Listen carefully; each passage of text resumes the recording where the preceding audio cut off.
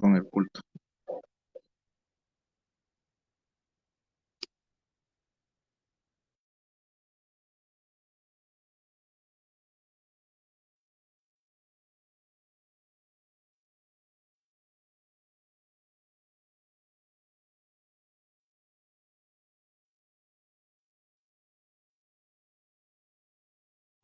Ok, agradecemos. No sé si tiene alguna dificultad, hermano Francisco. Le miro su micrófono abierto, pero parece que tuvo alguna dificultad con el internet. Agradecemos al hermano Richard, hermosa selección de cantos esta noche y queremos dar una cordial bienvenida a cada uno de ustedes. Siempre agradeciendo al Señor el llamado que su Espíritu Santo hace a nuestros corazones, especialmente para poder asistir de manera virtual a, a estas salas que tienen siempre como una finalidad podernos reconfortar, pero también alimentar la parte espiritual, que es también una de las, voy a decir así, es una de las porciones, tanto la física como la espiritual, siempre es necesario el poder alimentar. Hoy hemos titulado al tema remedio de los laodicenses, tendría que poner ahí. El remedio que necesita la iglesia final para una enfermedad que tiene. Y de eso vamos a hablar esta noche. Vamos a inclinar el rostro.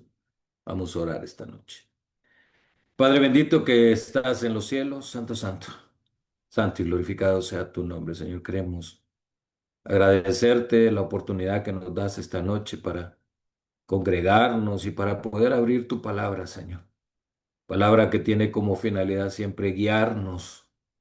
Palabra, Señor, que tiene como finalidad conducir, resolver, Padre Celestial, los conflictos y también las desobediencias que como pueblo tenemos. Volver a restaurar nuestra imagen a la original, a la imagen de el primer hombre, Señor, que tú creaste, que fue Adán. Ayúdanos a poder entender y enséñanos, como dice tu palabra, Señor, en el libro de los profetas, Padre Celestial, a poder encontrar siempre esa sabiduría para poder entender las cosas ocultas que tú nos quieres enseñar, Padre bendito. Bendice a cada uno de los hermanos.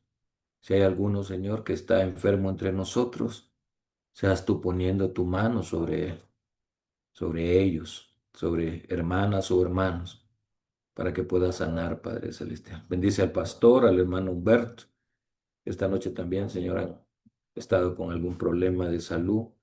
Igual queremos poner la vida, Señor, de la mamá de nuestra hermana Liliana, a la cual le estamos orando para que tú también puedas levantarla, Señor, de esa cama de hospital. La vida también de nuestra hermana Crisia, que ha estado con algunos problemas de salud. Que seas tú, Señor, siempre poniendo tu mano, teniendo esa misericordia que tú siempre tienes para con nosotros. Gracias te damos, oh Padre bendito, porque nos escuchas. Queremos pedirte de manera especial tu Espíritu, Espíritu Santo, Señor. Danos tu Espíritu esta noche, pero también danos un carácter como el de Cristo Jesús. En el nombre de Cristo lo pedimos. Amén y amén. Muy bien, nos planteamos entonces que si alguien necesita un remedio es porque está enfermo. Y no es de dudar, voy a decir así, ni de querer adivinar, pero la profecía instruye que la iglesia final es una iglesia enferma. Y por lo tanto, si es una iglesia enferma, necesita de un remedio. Ahora, tenemos que identificar la enfermedad. Y en el libro de Apocalipsis, capítulo 3, el verso 17 dice, porque tú dices, yo soy rico y me he enriquecido, y de ninguna cosa tengo necesidad, y no sabes que tú eres un cuitado, un miserable, un pobre, un ciego y un desnudo. Ustedes se fijan, la enfermedad está bien planteada. El Señor dice que es una enfermedad que tiene como tres síntomas. Lo primero es que somos pobres, somos miserables. La palabra miserable es una palabra que se utiliza específicamente para la pobreza, así que somos pobres. Pero también dice que somos ciegos y también dice que somos desnudos. Ahora, si ustedes se fijan, yo me estoy atribuyendo que yo soy así, pero la Biblia dice específicamente que esta iglesia, la odicense, es la última iglesia que habrá antes de la venida de Cristo Jesús. Por lo tanto, usted y yo que creemos que Cristo Jesús viene pronto, nos damos cuenta de que esa enfermedad es la que padece hoy la última iglesia, la iglesia final. Ahora, el Espíritu decía directamente en el mensaje, así se llama el mensaje laodicense para los adventistas del séptimo día. El mensaje para la iglesia de la Odisea es sumamente aplicable para nosotros como pueblo. Ha sido presentado delante de nosotros durante mucho tiempo, pero no se le ha prestado la debida atención. Es importante entonces que hoy, pues nosotros sepamos qué pasa con un alcohólico que no acepta que es alcohólico, pues nunca se cura. ¿Qué pasa con alguien que se droga, que no acepta que tiene un problema? Pues simple y sencillamente llegan los años, llega la vejez y nunca deja el vicio. Pues ¿qué pasa con nosotros si no aceptamos que estamos enfermos? Si no creemos que estamos mal. Y el problema es que si ustedes se fijan en el versículo que leíamos atrás, en 3:17, tú dices, yo soy rico. O sea, el laodicense, esta iglesia final no cree ser pobre. Y me he enriquecido y de ninguna cosa tengo necesidad. Prácticamente el Señor está diciendo, pues, te crees, pero no eres. Eres miserable, eres pobre, eres ciego y eres desnudo. O sea, el que conoce nuestra verdadera condición es Dios y por eso es que Él nos indica cuál es nuestra enfermedad y nos da una cura. El Señor tiene ese remedio. Ahora, si ustedes se fijan, Dios es un caballero. Siempre he admirado eso de Dios. Dios es un ser que no pide las cosas a la fuerza, sino que Él siempre nos habla de manera tierna, de manera que nosotros podamos, por las buenas, pues como diríamos usted y yo, nos habla de manera en la que nosotros podemos aceptar el mensaje. Yo no sé si a usted le pasa, pero cuando a uno le piden las cosas de mala manera, o a la brava, como podríamos decir en Honduras, nos damos cuenta de que eso más bien lo que hace es bloquearnos y no hacer que nosotros podamos proseguir o recibir el mensaje. Pero el Señor no lo está pidiendo a la brava, el Señor no lo está pidiendo a la fuerza. El Señor nos dice en Apocalipsis 3:18, que es el siguiente versículo, por lo tanto yo te aconsejo. O sea, es un Dios consejero, un Dios en el que nosotros podemos confiar, en el que podemos saber que lo que quiere es nuestro bienestar. Dios nos está diciendo, mira, en realidad es por las buenas. De manera tierna te estoy diciendo que tomes este consejo, que este es el verdadero remedio. ¿Por qué Dios, siendo un Dios, nos tiene que aconsejar? ¿Por qué no simplemente nos ordena? Yo se lo pregunto a usted. ¿Alguna vez usted como padre le ha hablado tierno a su hijo? De manera tierna, le da un consejo como de corazón. Casi siempre los padres somos un poco rudos, los varones somos rudos, especialmente con nuestros hijos varones. Y les hablamos fuertes. Pero ¿alguna vez se ha enternecido usted y ha hablado a la conciencia de su hijo? Y ese mensaje es tan bien aceptado que de una u otra manera el hijo hace caso, obedece. Pues Dios de esa manera es que nos está hablando hoy. Me está diciendo, yo te aconsejo, escucha el consejo, busca mejorar, porque la condición de esta iglesia final es una condición de tibieza, es una condición que no es caliente. El Apocalipsis 3 nos instruye, nos capacita para hacernos ver directamente que la iglesia está en una condición de tibieza y el problema de esa condición es que el Señor viene y dice, Estoy por vomitarte", o sea, a Dios no le gustan los términos medios. Y entonces Él nos da ese consejo. La única esperanza para los laodicenses consiste en tener una visión más clara de su situación delante de Dios, un conocimiento de la naturaleza de su enfermedad, arrepentirse y tomar la medicina. Eso lo encontramos en Joya de los Testimonios, tomo uno, página 477 y 478. Así que es importante que nosotros reaccionemos, hermanos. Reaccionemos, porque me gustó mucho un comentario que hacía el hermano Juan Carlos ayer, hablando de la condición en general de la iglesia, y hablaba acerca de la tibieza espiritual. Pero me dijo, decía él, aquí hay tibio, o mejor dicho, aquí hay trigo y también hay cizaña. Y lo habló con mucha autoridad. Ahora, lo que él decía al final es, nosotros no podemos cortarla, decía el hermano Juan Carlos. Eso tiene que venir Dios y cortarlo. Y la pregunta que uno siempre se hace es, y Señor, al final, ¿cómo me miras tú a mí? ¿Será que yo estoy sirviendo de piedra de tropiezo a mis hermanos?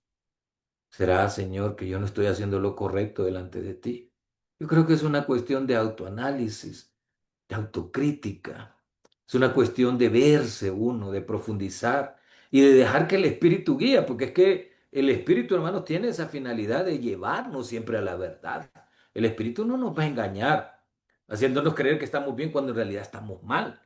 Entonces, ¿qué es lo que nos está haciendo falta? Pues está dentro de la cura, y nos vamos a dar cuenta esta noche que muchas veces no entendemos nuestra situación porque nos hace falta uno de los remedios que el Señor aconseja que nosotros compremos de Él. Vamos a entrar en materia. El primer remedio que el Señor dice ahí en Apocalipsis 3:18 es: por lo tanto yo te aconsejo que de mí compres oro refinado en fuego para que seas rico. Ya el Señor nos dice, sos miserable, eres pobre. Entonces, para contrarrestar la pobreza, el Señor entonces me dice a mí y le dice a usted y le dice a todo cristiano que está en la iglesia final que lo que necesitamos comprar es fuego refinado en, perdón, oro refinado en fuego para que seamos ricos. Ahora, la pregunta que usted y yo nos tenemos que hacer, porque estamos estudiando el libro de Apocalipsis, es un libro profético. Por lo tanto, todo lo que se presenta de manera textual no necesariamente tiene que ser así. No es que hoy usted y yo necesitamos adquirir dinero, mucho dinero para comprar barras de oro. Vamos a dar cuenta de que es en verdad el oro que en este caso el Señor está diciéndole a el pueblo laodicense que compre. ¿Qué representa el oro entonces en profecía? Vamos a ir entrando en materia en Gálatas capítulo 5 verso 6, porque en Cristo Jesús ni la circuncisión vale algo, ni la incircuncisión, sino la fe que obra por el amor. Ustedes se fijan, el Señor dice, miren, lo que ustedes hagan para poder alcanzar salvación no es importante. En realidad lo que es importante es lo que ustedes cultiven dentro de su carácter, la relación que ustedes tengan conmigo y el desarrollo de esa relación que conlleva entonces a que crean mucho más en mí. Si ustedes todos los días me buscan, si ustedes todos los días oran, si ustedes todos los días leen la escritura, si ustedes asisten a los cultos regulares, ya sea de manera virtual o de manera física, pues ustedes van a adquirir una relación y esa relación los va a conllevar a amarme, tomar la decisión de amarme, porque una relación conlleva eso, amar, y por lo tanto van a tener fe. Ahora, primera de Pedro, capítulo 1 verso 7 dice, para que sometida a prueba vuestra fe, mucho más preciosa que el oro, el cual, aunque parecedero, está hablando del oro físico, se prueba con fuego, sea hallada en alabanza, gloria, honra, cuando sea manifiesto el Señor Jesús. ¿Qué es lo que está diciendo en realidad Pedro aquí? Pues está diciendo que La fe se desarrolla por las diferentes circunstancias, por las pruebas que usted y yo tengamos. Si hoy probablemente no tenemos trabajo, entonces estamos necesitados y esa necesidad no nos tiene que llevar directamente a dudar, nos tiene que llevar más a unirnos con el Señor, a buscar al Señor, a rogarle al Señor, porque estamos en prueba.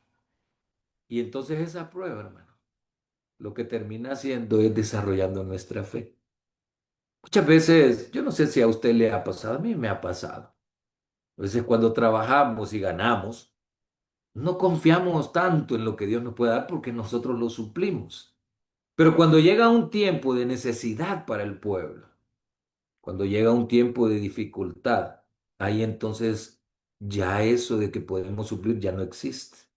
Pero tenemos promesas tan bonitas en las escrituras que el Señor nos dice, miren las aves, miren las plantas, no trabajan ni hilan y con todo yo les doy de comer. ¿Cuánto más a vosotros? Si me piden la vida eterna, yo se la voy a dar. Entonces, muchos de nosotros, hermanos, en las pruebas, pareciera que eso es como una desgracia, ¿verdad? Cuando estamos en prueba y cuando estamos en dificultades, pareciera que estamos en una desgracia. Pero la Biblia nos dice que cuando nos hallemos en diversas pruebas, que nosotros más bien lo que tenemos que hacer es regocijarnos. Y la pregunta es, ¿por qué esa actitud como masoquista de que estoy en dificultad y me tengo que alegrar? Ah, porque esa prueba lo que hace es desarrollar mi fe. Esa prueba es la que me lleva a unirme más con el Señor. Cuando yo no tengo necesidad, casi no oro. Cuando yo no tengo dificultad, casi no busco el Señor. Cuando yo no tengo esa angustia, entonces simple y sencillamente no hay una relación. Entonces la prueba tiene esa finalidad. Ahora estamos estudiando que esta fe es en realidad lo que el Señor está diciendo que debemos de comprar de él. Cuando dice que compremos oro, se está refiriendo al desarrollo de la fe.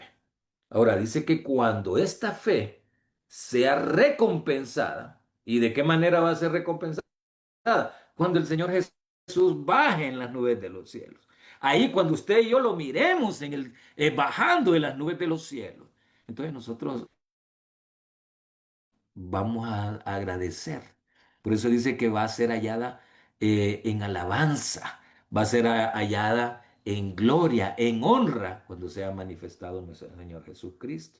Porque ya no va a necesitar usted fe, hermano. Hoy necesita fe para creer en Dios, pero cuando usted lo mire viniendo en las nubes de los cielos, usted ya no va a necesitar esa esperanza, porque esa fe, esa esperanza o esa fe será recompensada. En la venida de nuestro Señor Jesús, la fe genuina que desarrollamos por medio de las pruebas será una gran bendición porque eso nos llevará a alabar y a glorificar el nombre de Dios. Ahora, dijo el ángel, la falta de amor y de fe son los grandes pecados de los cuales son ahora culpables los hijos de Dios. La falta de fe conduce a la negligencia. O sea, si ustedes se fijan, este ángel que le habla a la iglesia laodicense dice que uno de los grandes problemas que tenemos hoy es que no tenemos amor y no tenemos fe. Ahora, la pregunta es ¿por qué no tenemos amor? Porque no tenemos relación. Estamos en un mundo en el que hay mucho ajetreo, andamos buscando el bocado y aquel frenesí, aquella locura que no nos deja ¿qué? Que no nos deja tener una relación a veces con el Señor. Entonces, al de no tener una relación, tenemos poco amor. Y al tener poco amor, tenemos poca fe o ninguna. Cada quien debe de saber. Y esos son los grandes pecados que tenemos hoy, usted y yo como los hijos de Dios. Ahora, la falta de fe nos conduce a ser negligentes. ¿Y quién es una persona negligente? Una persona que no es diligente. Una persona que simple y sencillamente no considera las cosas espirituales como importantes y las descuida. Una persona que se levanta, se lava sus dientes, probablemente se baña y se va sin orar. Y decía el pastor Winston Simpson hace unos años atrás, alguien que sale sin orar de su casa. Estoy hablando de un cristiano que sale sin orar de su casa, es un homicida. Y usted dirá, ¿y por qué diría eso? Que simple y sencillamente tenemos un enemigo. Un enemigo que lo que tiene es el deseo de matarnos. Y cuando no pedimos la dirección divina, cuando no le pedimos al Señor su Espíritu, cuando no le pedimos que nos bendiga ese día, entonces, ¿qué tiende a pasar? Andamos descubiertos, andamos sin protección. La falta de cuidado, aplicación y diligencia de una persona, hablando de negligencia, es la falta de cuidado, aplicación y diligencia de una persona en lo que hace, en especial en el cumplimiento de una obligación. O sea, prácticamente el negligente descuida su obligación, descuida su deber ante el Señor. Y es por eso que la falta de fe es la que nos lleva a esa negligencia. El amor del yo y del mundo, los que se separan de Dios y caen bajo la tentación, se entregan a vicios groseros, porque el corazón carnal conduce a gran perplejidad. Este estado de cosas se encuentra entre muchos de los que profesan ser hijos de Dios hoy. Y es un problema, es una dificultad. Mientras profesamos servir a Dios, estamos en todos sus intentos y propósitos corrompiendo sus caminos delante de Él. ¿Por qué? Por falta de fe y por falta de amor. Por lo tanto, cuando el Señor nos dice a usted, cuando el Señor me dice a mí que debemos de comprar oro refinado en fuego, nos está diciendo que lo que debemos de hacer es desarrollar nuestra fe. Ahora, usted se va a dar cuenta que en el libro de Apocalipsis capítulo 14, verso 12 dice, aquí está la paciencia de los santos, los que guardan los mandamientos de Dios y tienen fe como de Jesús, una fe de Jesús, perdón. ¿Y qué es la fe de Jesús? Una fe como la de Jesús. Una fe, hermanos, que aunque sus discípulos lo abandonaron, él siempre se mantuvo. Aunque su familia lo abandonó, él siempre se mantuvo. Él siempre tuvo una relación con nuestro Dios. Ahora, al final, aterricemos. ¿Qué representa entonces el oro? El remedio de Dios para la Odisea. Nos dice Joyas de los Testimonios, tomo uno, página 478. La fe y el amor son el oro puro. O sea, ella viene y ya nos da la conclusión. La fe y el amor son el oro puro o las verdaderas riquezas que el testigo fiel le aconseja a los tibios que compren. Por ricos que sean en los tesoros terrenales, toda nuestra riqueza no nos habilita para comprar los preciosos remedios que curan esa enfermedad del alma que se llama tibieza. Creo que quedó claro. Es importante que usted y yo nos demos cuenta que usted puede tener mucha plata, pero que esa plata no lo habilita para comprar amor ni para comprar fe. Esas cosas usted las tiene que desarrollar por medio de la relación con Dios. Esas cosas usted tiene que sacrificar tiempo del que tiene que utilizar para, voy a decir así, para trabajar si es necesario, para tener una relación. Tiempo que tiene que utilizar probablemente para una relación de familia, tiempo que tiene que utilizar para hacer algún trabajo, algún negocio. Ese tiempo lo tiene que utilizar para relacionarse con Dios y poder entonces comprar, como dice él, no con dinero, sino con esfuerzo, esas riquezas, ese oro que es la fe y que es el amor. Así que es importante que nosotros entendamos estas cosas, que podamos comprender. Ahora, no solo el remedio es el oro, vamos a dar cuenta que nos está diciendo que hay otros dos remedios. A medida que recibimos el Espíritu de Cristo, el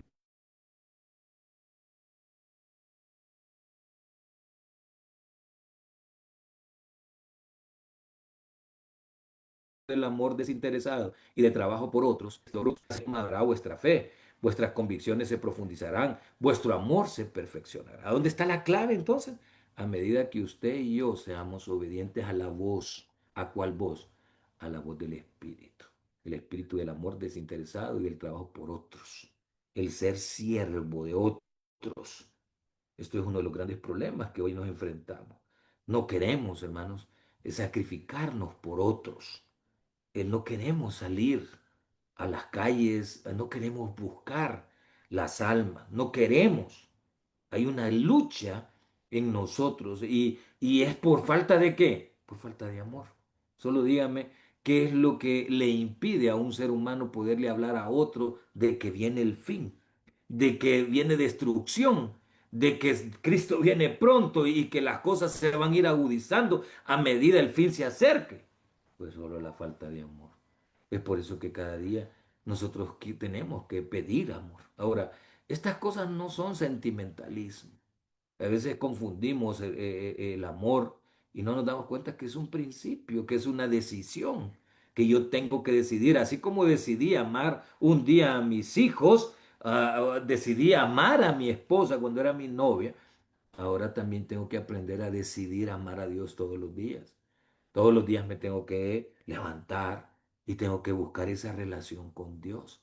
Tengo que decirle, bueno, Señor, aquí estoy y estoy listo para poder poner mi vida en tus manos, para poder orar, para poder buscar, para pedirte, para poder incluso interceder por otros. Y de esa manera entonces hacer que esto pueda funcionar. El segundo remedio para los laodicenses lo encontramos en el libro de Apocalipsis capítulo 3 verso 18, que es el que estamos hoy analizando. Ya vimos que el Señor nos aconseja, yo te aconsejo que de mí compres. ¿Qué es lo que debemos comprar? Oro refinado en fuego, que ya vimos que era amor y que era fe, para que sea rico. Pero la segunda cosa que nos pide que compremos es vestidura blanca para vestirte y no sea descubierta la vergüenza de tu desnudez. ¿Qué representará entonces las vestiduras?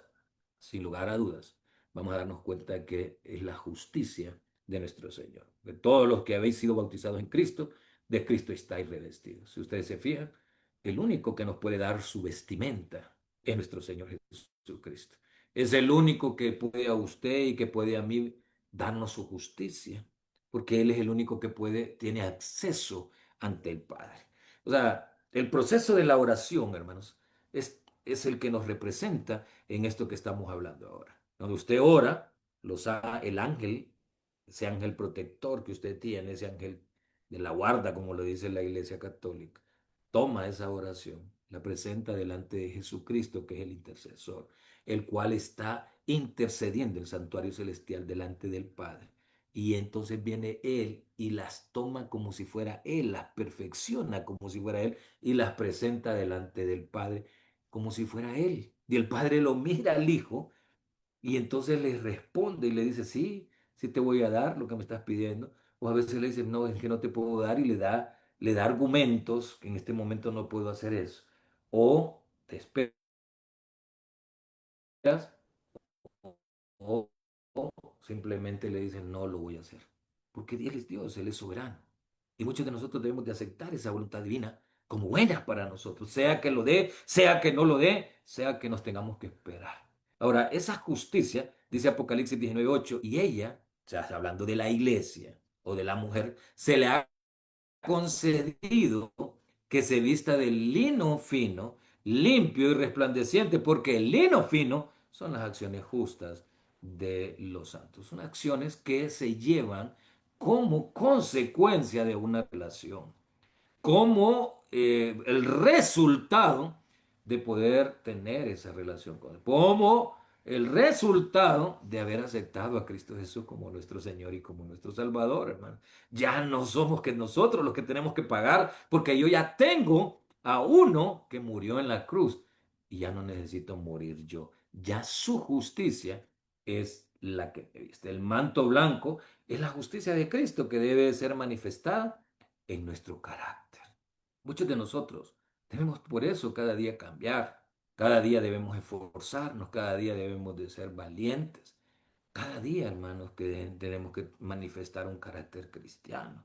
Cuando salimos por la mañana, deberíamos de ir con una sonrisa, saludando a las personas, diciéndoles buenos días. No caminemos con la cara de limón, porque eso no nos refleja que Cristo en realidad ha trabajado en nosotros, sino que vayamos con un espíritu cristiano, sirvamos a aquel que nos pide que le sirvamos, demos de lo que nosotros somos. Muchos de nosotros no nos damos cuenta de que en realidad ese es el verdadero método que nosotros vamos a utilizar para poder evangelizar nuestras vidas siendo transformadas, que ya nosotros no seamos como éramos antes. El perdón y la justicia son una y la misma cosa. Mediante la fe, el creyente pasa de la posición de un rebelde, un hijo de pecado y de Satanás a la posición de un leal súbdito de Jesucristo. No es virtud de una bondad inherente, sino porque Cristo lo recibe como hijo suyo por adopción. El pecado recibe el perdón, el pecador, perdón, recibe el perdón de sus pecados, porque estos pecados son cargados por su sustituto y garante. El Señor le dice a su Padre Celestial, este es mi Hijo. Mira qué hermosa cita, específicamente de este libro que estamos leyendo.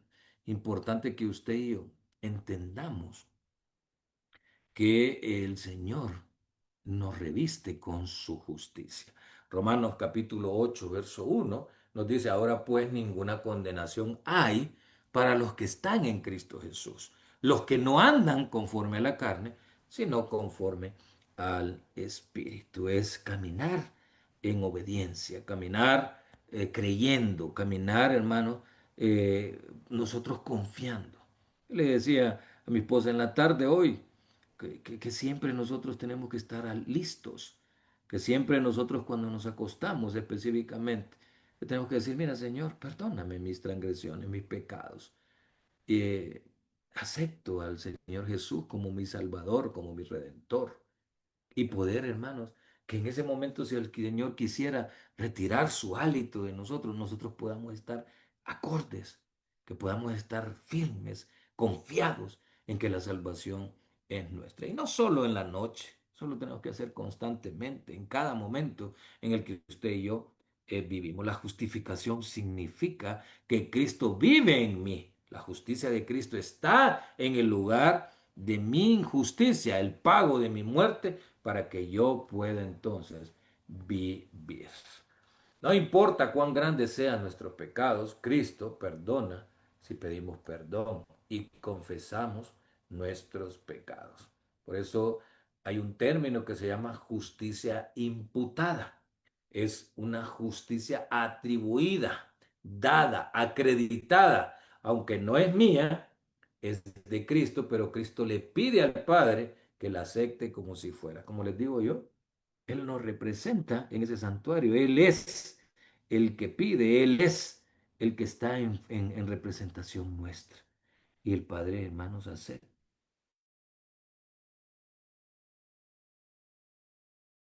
eso.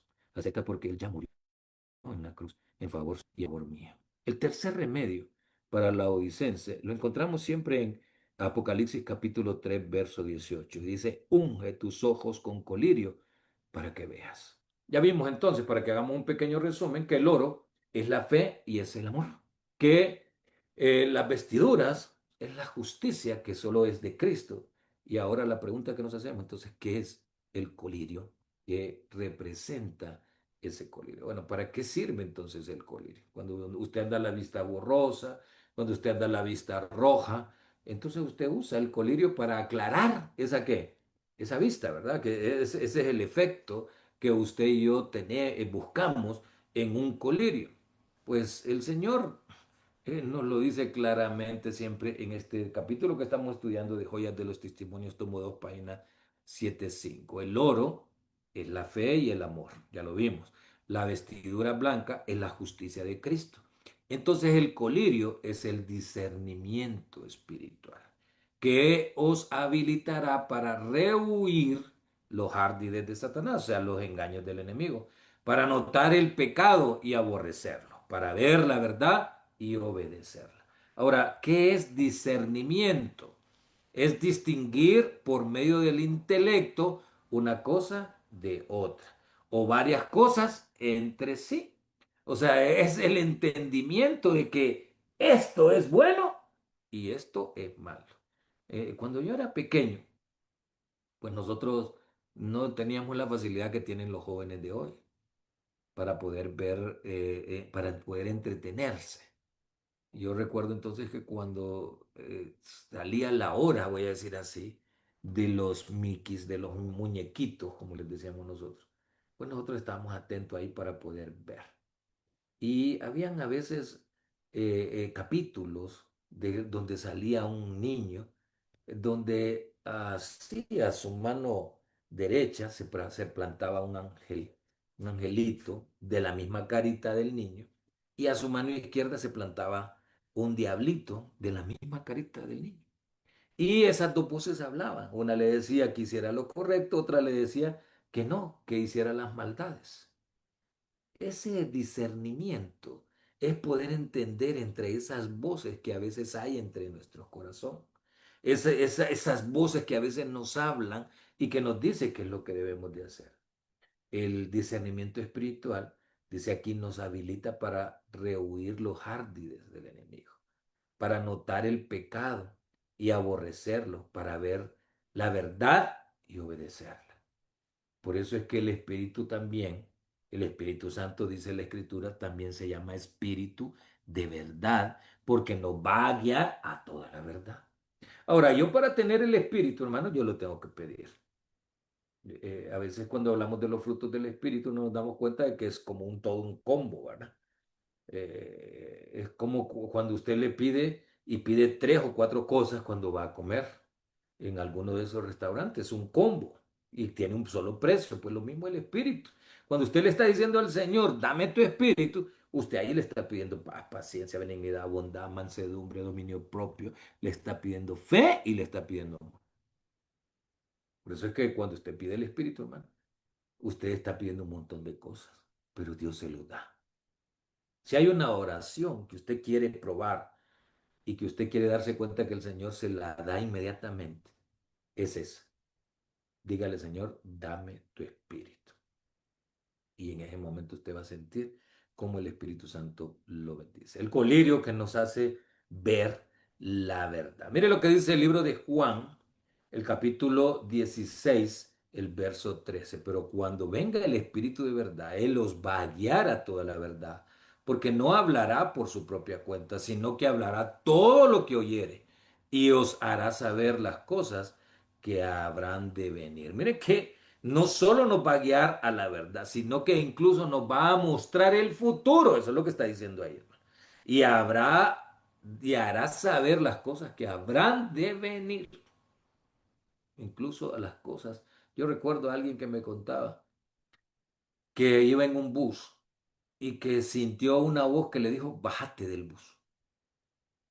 Y entonces volteó a ver y no había nadie ahí que le pudiera haber hablado.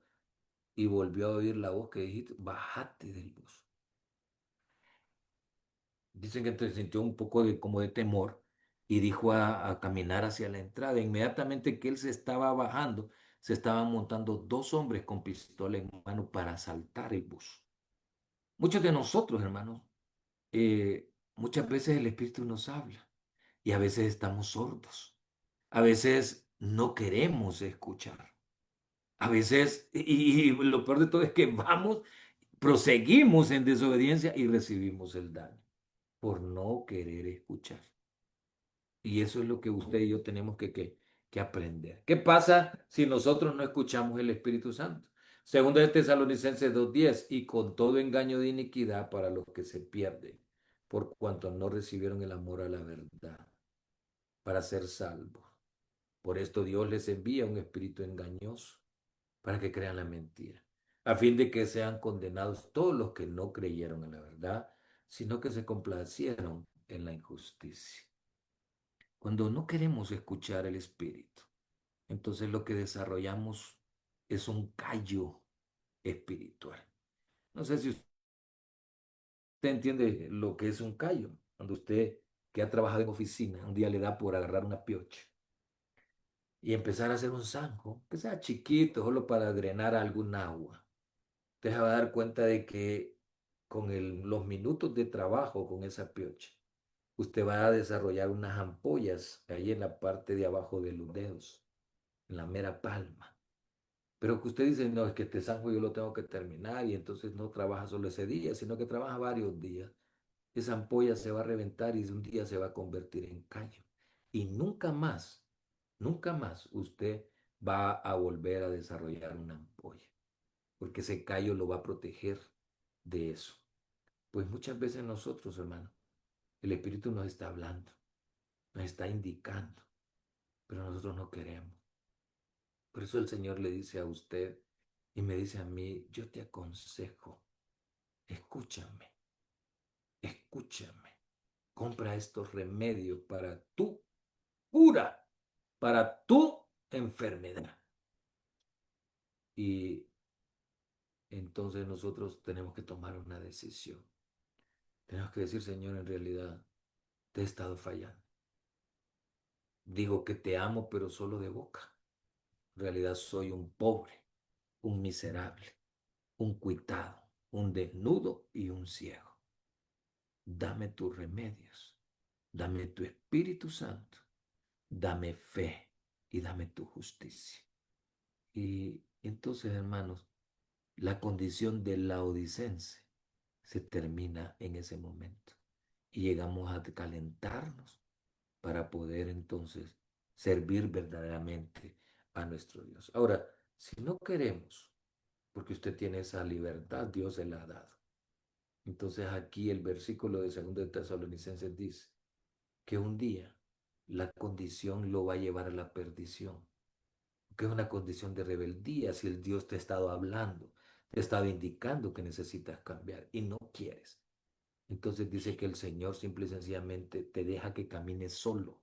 Ya este colirio, o sea, este espíritu simple y sencillamente te va a abandonar y te va a dejar que camines solo.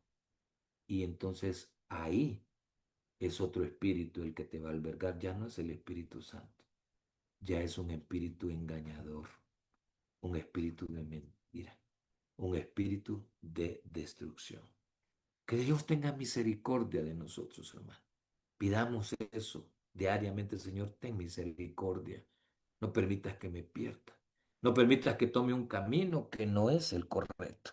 No permitas, Señor, que no haga lo correcto. Quiero agradarte. Quiero servirte. Quiero, Padre Celestial, que tú me guíes. Que Dios me lo bendiga, mis bendiciones.